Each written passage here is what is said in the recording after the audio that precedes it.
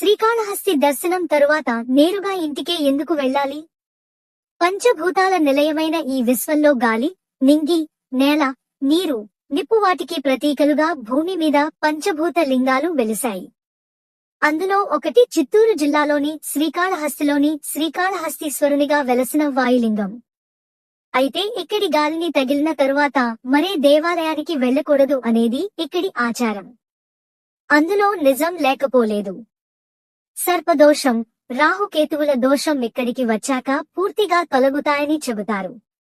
శ్రీకాళహస్తిలోని సుబ్రహ్మణ్యేశ్వరుని దర్శనంతో కాలసర్పదోషం తొలగుతుంది. ప్రత్యేక పూజలు చేసుకున్న వారు నేరుగా ఇంటికి వెళ్లాలని చెబుతారు ఇక్కడి పూజారులు. కారణం దోష నివారణ జరగాలంటే శ్రీకాళహస్తిలో పాపాలను వదిలేసి ఇంటికి వెళ్లడమే. తిరిగి ఏ ఇతర దేవాలయాలకు వెళ్లినా దోష నివారణ జరగదని ఇక్కడి విశ్వాసం.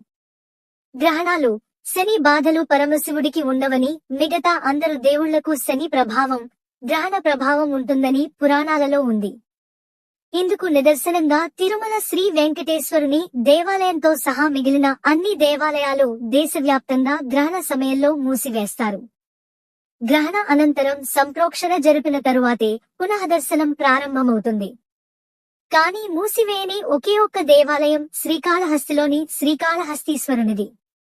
ఇక్కడి దేవుడికి గ్రహణ ప్రభావం ఉండదని పురాణాల్లో చెప్పబడింది. గ్రహణ సమయంలో ఇక్కడ ప్రత్యేక పూజలు జరుగుతాయి. గ్రహణ సమయంలో భక్తుల దోష నివారణ పూజలు ఎక్కువగా చేస్తారు. అందుకే ఇక్కడి దేవుడి దర్శనం చేసుకున్నాక ఇక ఏ దేవాలయానికి వెళ్లనవసరం లేదు అన్నది పెద్దల మాట.